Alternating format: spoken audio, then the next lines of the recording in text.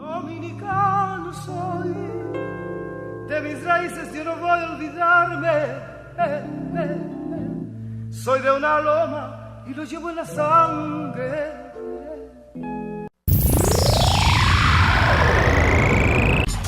Saludo a todos los televidentes del canal 57 y el canal 10 aquí en Barahona. Osvaldo Rocha directamente desde Boston para llevarle a cabo todo lo que acontece con respecto al conversatorio con el licenciado Eddie Mateo Vázquez, senador de la provincia de Barahona. En este conversatorio que es sobre la restauración de la República Dominicana, la estaremos llevando a través de estos canales y todos los pormenores de lo que tenga que ver con el Festival Desfile Dominicano, que este año es dedicado a Barahona. Queremos agradecer antes de iniciar este conversatorio con el señor Eddie Mateo, con el senador, a Roberto Lama, ingeniero, propietario del canal 57 de Empresas Radiofónicas, así como también a Chimbi Brilla y a Fefelo Méndez, directivos, propietarios del Telecable Barahona Canal 10. Gracias e inmediatamente iniciamos este conversatorio sobre la Revolución Dominicana con el licenciado Eddie Mateo. A los directivos de la Semana Cultural del Dominicano aquí en Boston, Massachusetts, a nuestro amigo Junior Pen, presidente de Fondo Albarco, los señores vicecónsules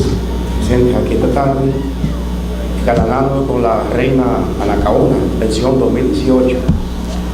la representación genuina de la belleza azuana, el gran mariscal y la gran madrina. A través de ellos quiero externarles, en nombre mío y de mi compañero Wendel Darío Félix, nuestra gratitud, porque un domingo en la tarde, lloviendo de por más, ustedes han sacrificado quizás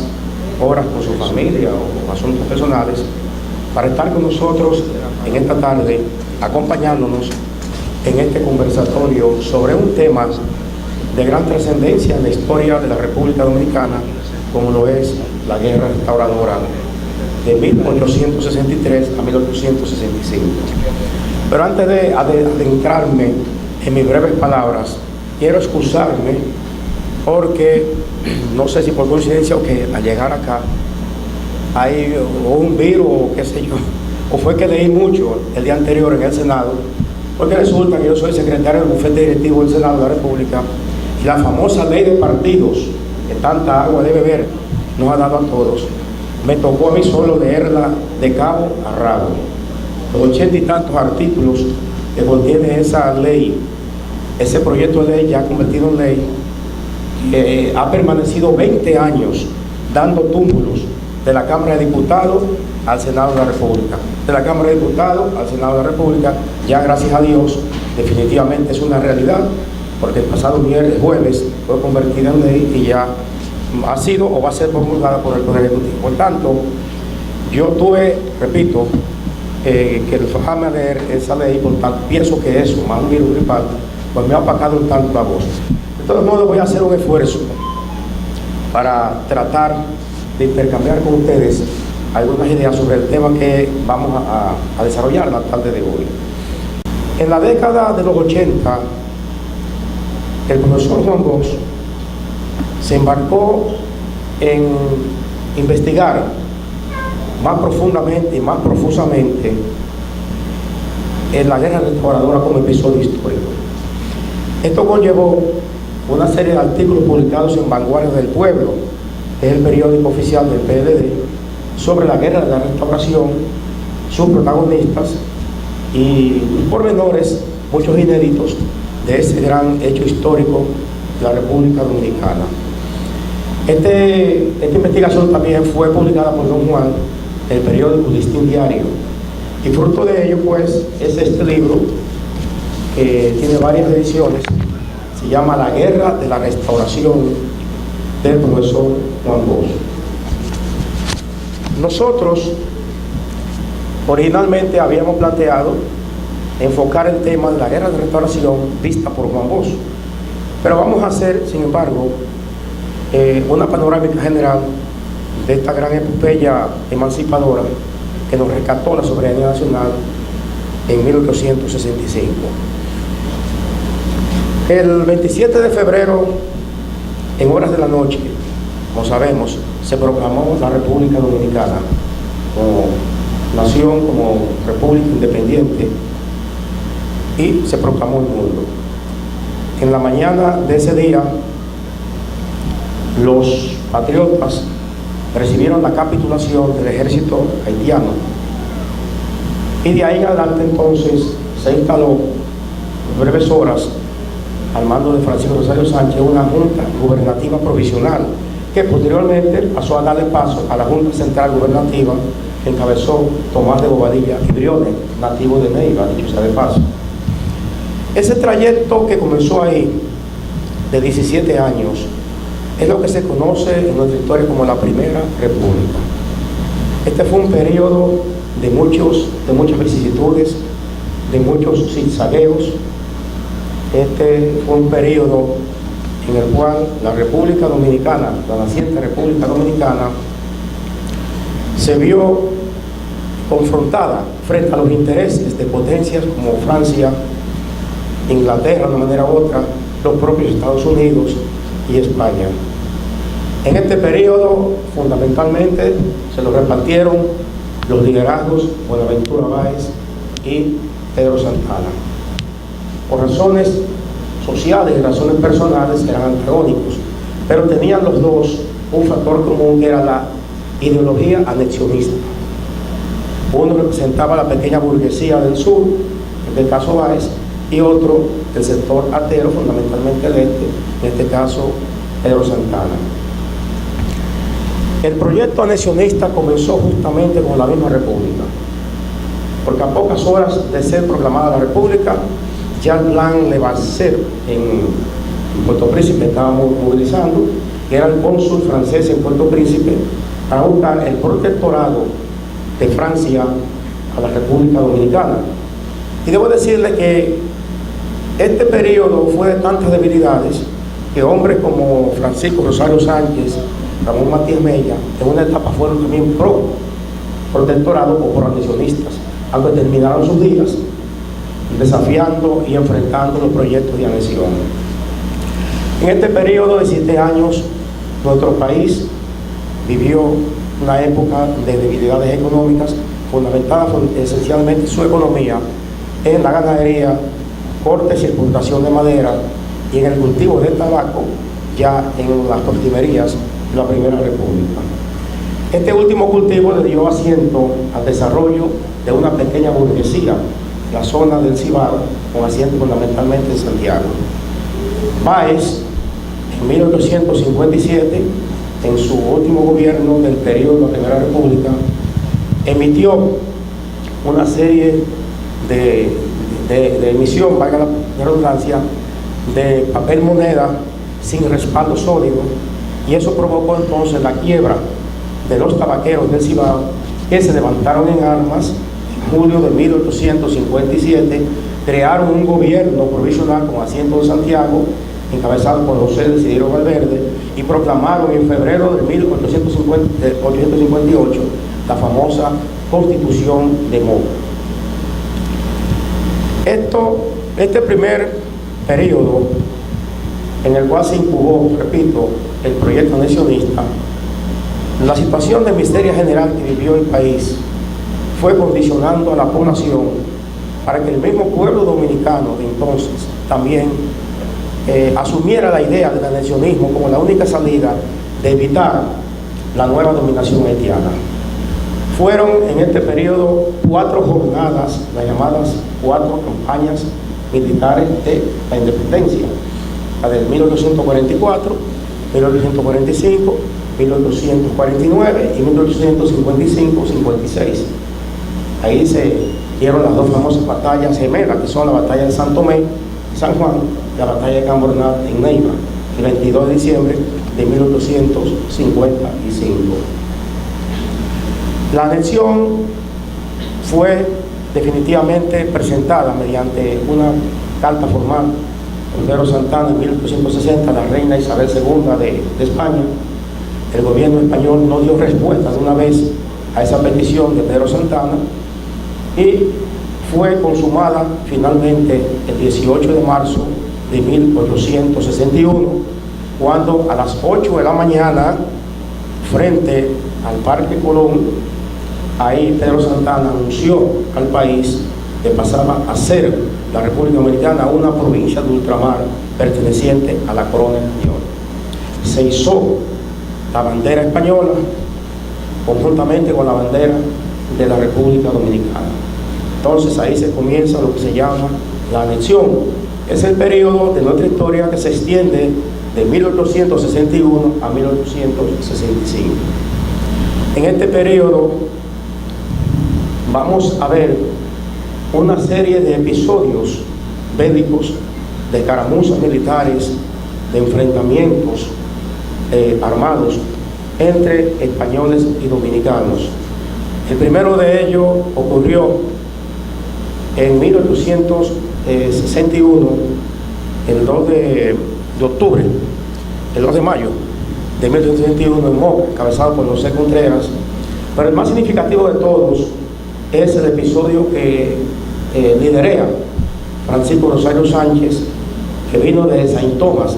al frente de varios dominicanos que entraron, como dice su famosa proclama, por Haití, porque no podían hacerlo por otra parte,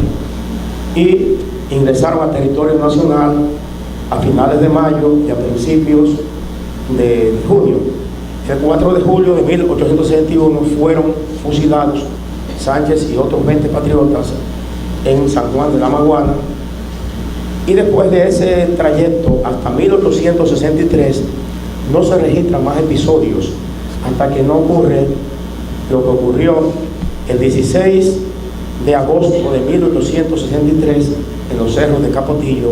que es que se da inicio formal a lo que se conoce hoy como la restauración, la guerra restauradora. Ese episodio histórico, vete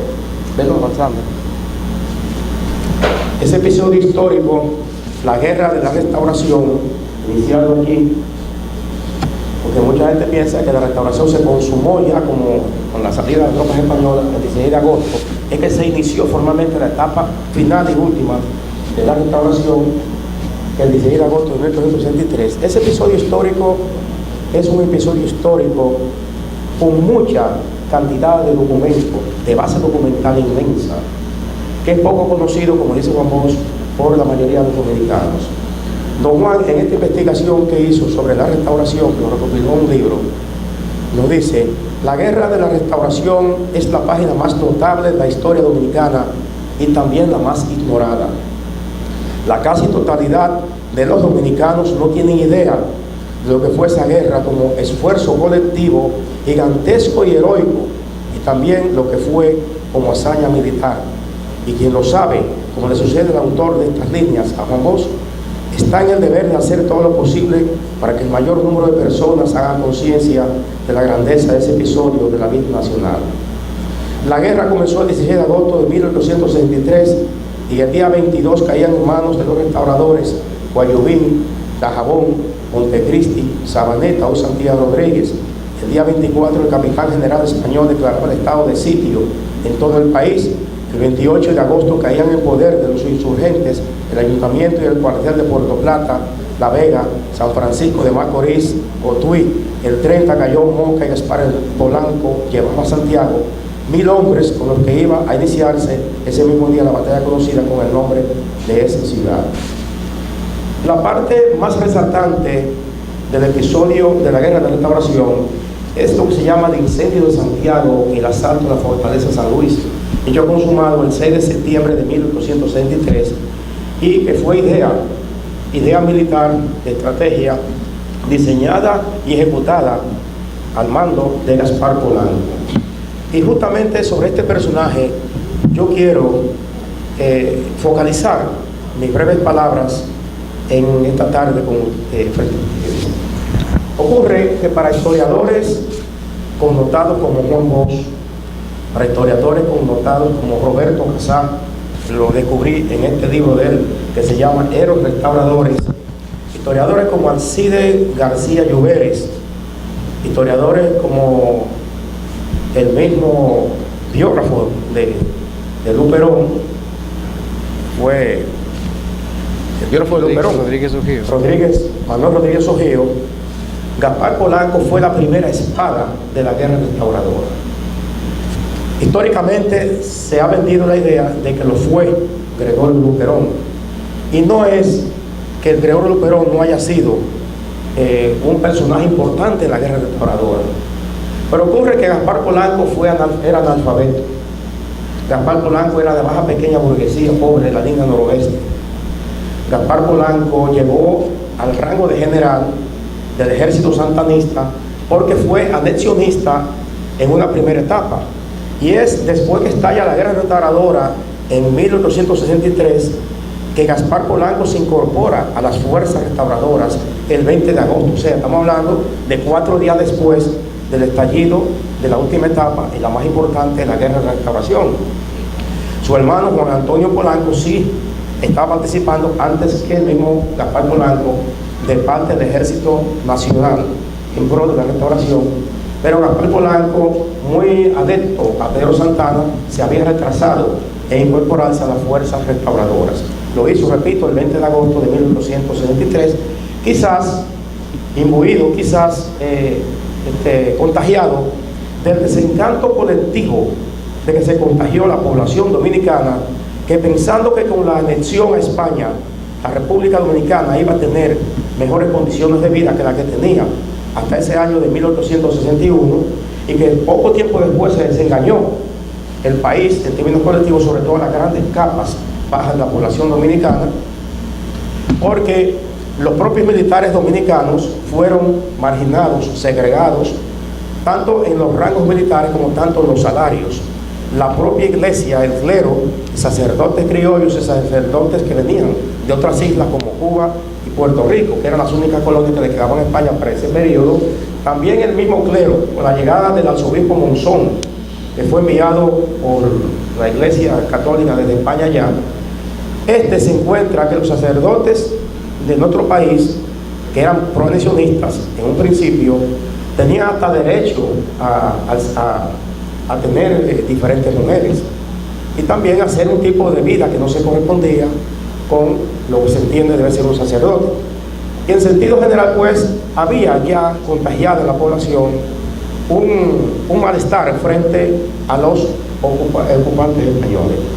Esto fue creando más adeptos en el proceso restaurador, y entonces el estallido que se dio a partir de ahí se distribuyó, se diseminó por toda la geografía nacional. Como podemos imaginar, la República Dominicana, 150 o más años atrás, era un país sin carreteras, un país sin caminos vecinales, sin automóviles, un país eminentemente rural. En consecuencia, cuando estallaba, por ejemplo, en Neiva, el 3 de febrero de 1863, encabezado por Cayetano Velázquez, una revuelta en contra de los anexionistas, y estallaba otra revuelta en Moca, estallaba una revuelta en Puerto Plata, parecía que un cordón umbilical unía a la gente del sur con la gente del este y con la gente del Cibao, y no era así. Era que el malestar colectivo se fue diseminando por todo el país, y esto como si fuera una comunicación hoy por WhatsApp o por internet o por vía de fax o vía de comunicación moderna. La gente se comunicaba, y no era así. Era que un hilo invisible estaba comunicando a los dominicanos para que de un confín a otro del país se levantaran todos en contra de la anexión a España. Este personaje, Gaspar Polanco, que nos resalta mucho en su obra La Guerra de la Restauración, repito, era un personaje de escasa presencia en términos de hegemonía social. Llegó a ser presidente del gobierno provisorio, del gobierno provisional, que instauraron los restauradores en el trayecto que va de 1863 a 1865, cuando salen las tropas españolas de nuestro país. Voy a leer brevemente una semblanza de Gaspar Polanco. Salvo en el caso del historiador Pedro María Achambú, dice Juan Bosch en su libro La Guerra de la Restauración, los historiadores de esa guerra no llegaron a darse cuenta del papel que jugó en ella el general Gaspar Polanco, pero además, por razones de clase, Gaspar Polanco aparece disminuido ante el juicio de las generaciones posteriores a la epopeya restauradora, porque no se le perdona el fusilamiento de Pepillo Salcedo, que en el orden clasista de la sociedad dominicana de la época ocupaba un lugar tan elevado como el que más, de manera muy especial, entre los altos pequeños burgueses del Cibao. Y continúa diciendo Juan Bosch en su obra citada: Gaspar Polanco no tiene estatuas, y su nombre es uno más entre los jefes de la restauración, pero pocas veces, si es que se vio alguna vez, ha visto América la capacidad de decisión, el coraje sin freno, la voluntad de la victoria, que se reunieron en ese extraordinario analfabeto que había nacido en un campo de Guayubín. Nativo de Corral Viejo, Guayubín, nació Gaspar Polanco probablemente en 1816, otros dicen que fue en 1818, hijo de Valentín Polanco y una señora de apellido Borbón. El padre era un criador de reses y cultivador de tabaco de Guayubín, desde donde hacía negocios con Haití. Sin formación académica, incorporado a la vida militar, fue seguidor del general Pedro Santana, y es probable que acompañara a los ejércitos dirigidos por este para combatir las embestidas haitianas post-independencia. Con el rango de coronel, se reporta su participación en las batallas de Jácuba y Talanquera de las campañas militares últimas de la independencia. Por sus excepcionales cualidades militares y su fidelidad al santanismo, expresada sobre todo en las luchas políticas civiles de 1857 contra Báez, se atribuye como causa de su ascenso general en 1859. Su principal radio de acción en las faenas militares fue la zona noroeste del país, en donde alcanzó prestigio y sólido respeto, dadas sus cualidades de guerrero y su liderazgo en el reclutamiento de tropas para las faenas bélicas de la región.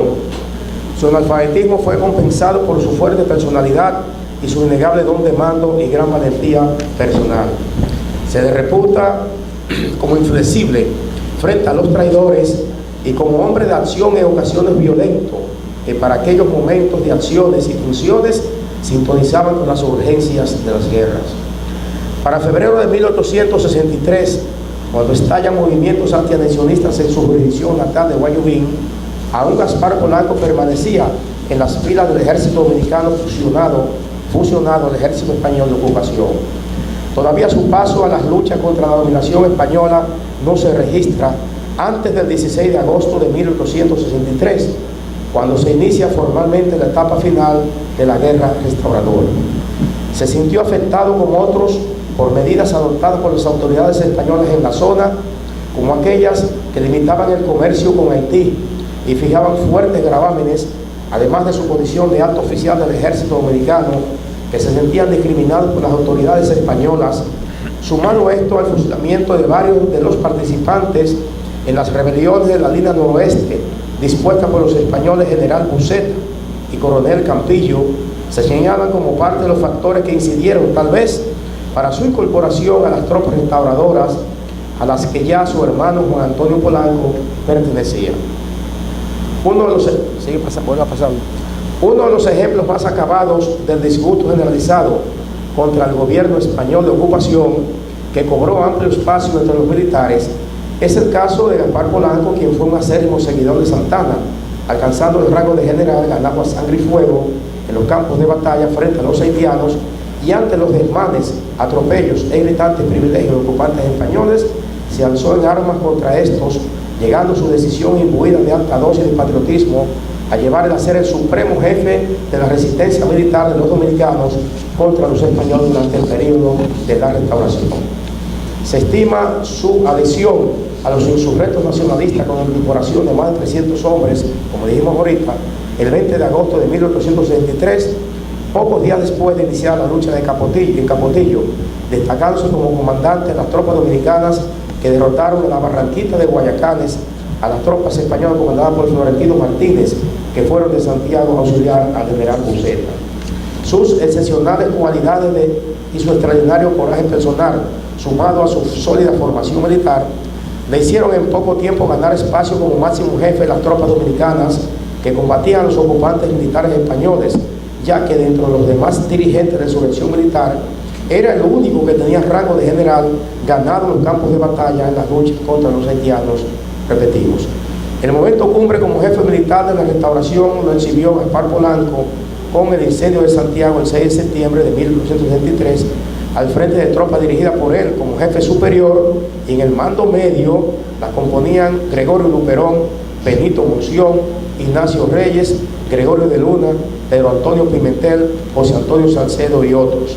Como demostración de su superioridad frente a los demás, se registra la petición que en el receso de los combates le hizo Gregorio Luperón al pedirle a Gaspar Polanco el ascenso a general de los coroneles Benito Monción y José Antonio Pimentel.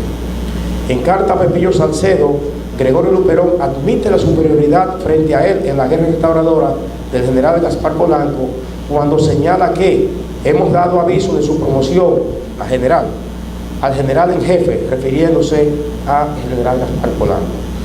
Cronistas de las guerras contra España resaltaban el papel de vanguardia asumido en los combates por Gaspar Polanco, que combatía personalmente en primera fila junto a sus tropas. Ese 6 de septiembre de 1863, el asalto a la fortaleza San Luis y el incendio de Santiago, dirigido y planificados ambos como estrategia de combate por el general Gaspar Polanco, quedó registrado como el inicio y como hechos decisivos para la derrota de las fuerzas españolas de ocupación. Sobre Gaspar Polanco, Manuel Rodríguez Ojío, restaurador, escritor y biógrafo de Gregorio Luperón, no deja de reconocer que un historiador consciente puede recoger datos preciosos, y si algún día la pluma de imparcialidad dijese, fuera del gobierno Polanco, ningún otro tuvo tan a pecho la defensa del principio nacional, ningún otro fue más serio y decoroso, ninguno más enemigo de los traidores, ninguno, en fin, imprimió a la revolución restauradora un vuelo más rápido y seguro, ni fue más digno en el cumplimiento de su misión. Para el reputado investigador histórico dominicano contemporáneo Roberto Casá, en su obra Héroes Restauradores, ciertamente Gaspar Polanco fue la primera espada de la restauración. Fue el componente político de su nacionalismo intransigente el que permitió que Polanco se colocara en la cresta de la galería de próceres que dirigieron la gesta restauradora. Gracias a ese talante le correspondió al general en jefe de tener el avance de la oposición a los partidarios de un avenimiento con España, o de traer de retorno a Buenaventura Báez, ideas ambas esbozadas por el presidente José Antonio Salcedo Pepillo, señala Casá en su obra.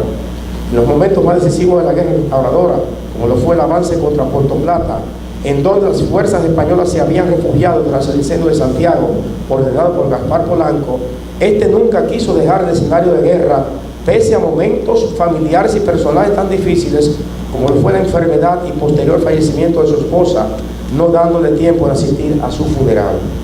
Las tropas españolas en ese momento decisivo de la guerra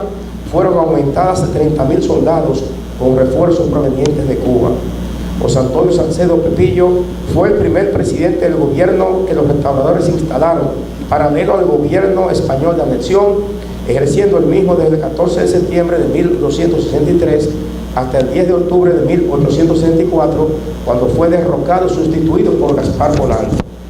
Diferencias políticas entre Gaspar Polanco y Pepillo Salcedo, que llevaron al primero a levantar acusaciones contra Salcedo, provocaron el derrocamiento de este y su posterior fusilamiento por orden del gobierno de Gaspar Polanco. El general Gaspar Polanco, ya instalado como presidente de la República desde el 10 de octubre de 1864, emitió el 15 de octubre de ese año una proclama al país, la que recoge las consideraciones que motivaron el fusilamiento de Pepillo Salcedo. Gaspar Polanco fue derrocado el 24 de enero de 1865, sustituyendo a Benigno Filomeno de Rojas. Herido en combate el 13 de noviembre de 1867 en Sabana Esperanza,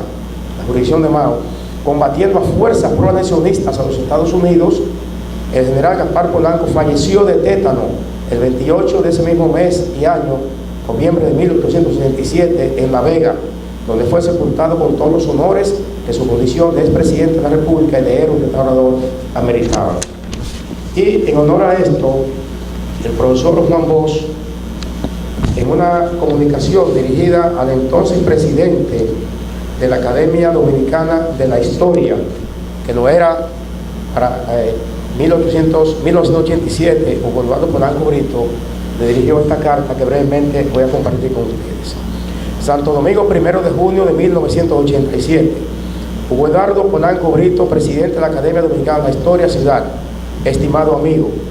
en el año 1982 se publicó un libro mío, Juan Bosch, titulado La Guerra de Restauración, cuya quinta edición está en prensa y se pondrá en circulación dentro de pocos días. Esa obra fue escrita consultando los documentos relacionados con ese episodio, el más importante de la historia de nuestro país,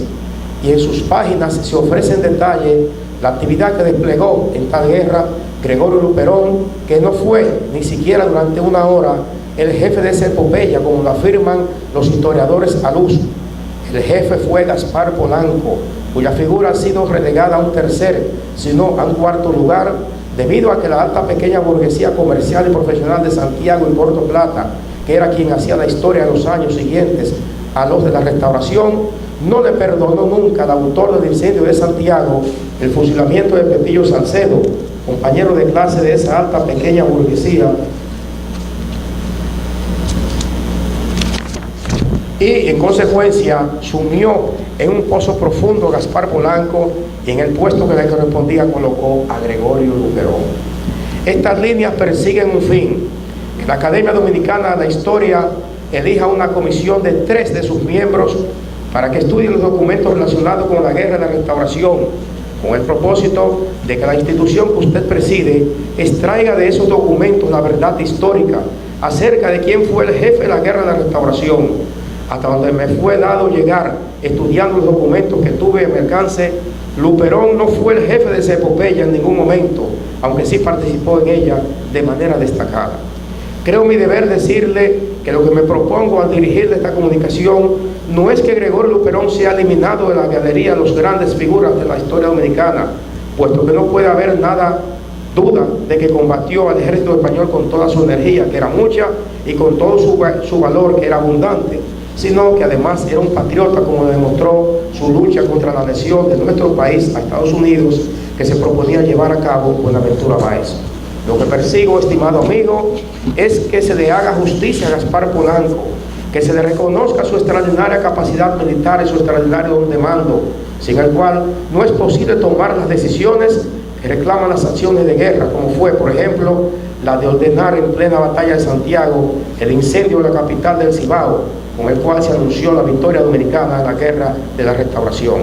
Confío en que lo que le propongo en esta carta sea aceptado y puesto en práctica por la Academia Dominicana de la Historia, para cuyos miembros envía a través de usted un saludo especial a su amigo y seguro servidor Juan Pozo.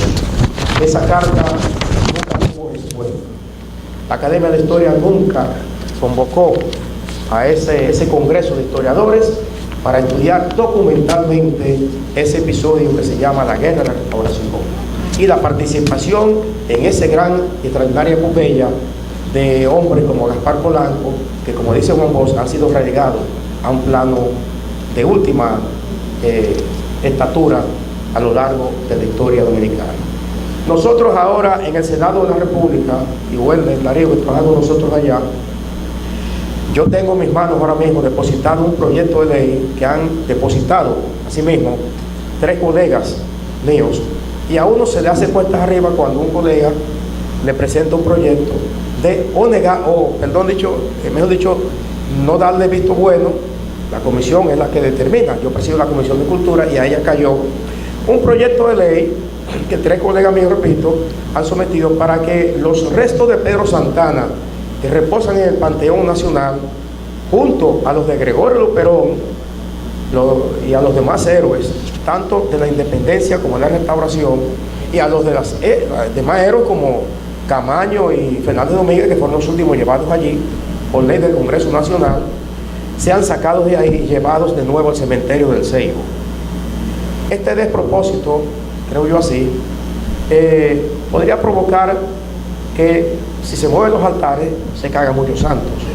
Porque la verdad es que, como decía ahorita, hombres como Matías Ramón Mella,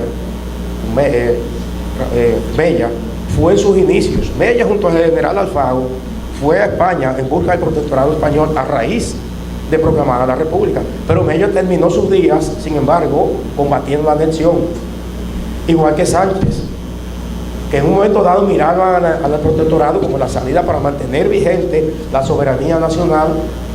conquistada el 27 de febrero. Pero en un momento dado también fueron pro anexionista, pro protectorado extranjero. Sin embargo, Sánchez terminó siendo fusilado defendiendo la soberanía nacional.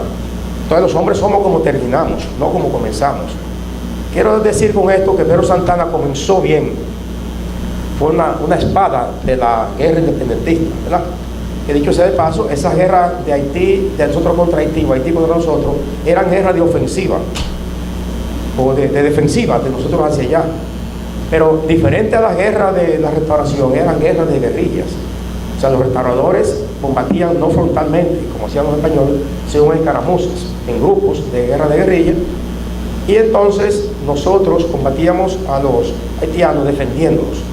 De ahí que Juan Bosch separa la guerra de la restauración de las demás epopeyas. Incluso dice Bosch que la guerra de la restauración no solamente fue más importante que la propia guerra de la separación con Haití, sino que también más que la propia revolución de abril del 65, que es un episodio único en la historia del país, por razones sociales y por razones también históricas. Fue una guerra de liberación nacional, fue una guerra también social, en donde la baja pequeña burguesía se enfrentó a los sectores sociales dominantes, que eran los proanexionistas. Entonces termino, queridos amigos, diciéndoles que ese proyecto está siendo debatido allá y nosotros nos estamos ponderando bien, porque la verdad es que si nos podemos mover esos altares, repito, se caerán muchos años. Pedro Santana jugó su papel en su momento, pero terminó mal sus días. Estamos viendo aquí, sin embargo, que se está pidiendo hacer justicia con un hombre que terminó incluso herido en un pie, defendiendo la soberanía nacional, porque fue enfrentando tropas anexionistas. Ya en este caso no, en 1827, contra España, sino por anexionistas, era el proyecto de anexión de Buenaventura Báez a los Estados Unidos a cambio de la península de Bahía de Samaná. Nosotros quisiéramos que, bueno, este miembro de la Academia de la Historia enarbolara, que asumiera ese tema sobre colocar a Gaspar Polanco en su justa dimensión. Muchas gracias a todos ustedes por habernos escuchado en estos minutos, y al final cualquier duda o aclaración al respecto estamos en disposición de aclararse. Muchas gracias.